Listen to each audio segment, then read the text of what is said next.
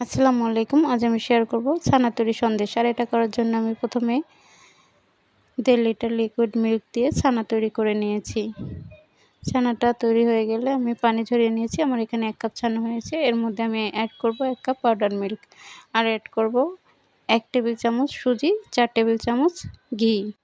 সবকিছু একসাথে ভালো করে মেখে তারপরে আমি ছানাটা 2 ভাগ করে নেব।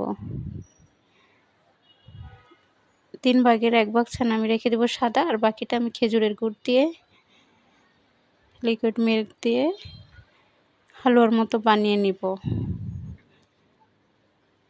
একদম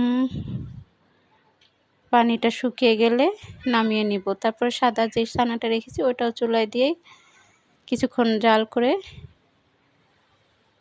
1 টেবিল চামচ চিনি দিয়ে নিব। তারপরে হালুয়ার মতো বানিয়ে নামিয়ে নিব। 2 ধরনের ছানার হালুয়া তৈরি হয়ে গেছে। এখন আমি সন্দেশের শেপ দিয়ে নিব। প্রথমে আমি খেজুরের গুড় দিয়ে যেই ছানাটা তৈরি করেছি ওই ছানাটা দেব, তারপরে সাদা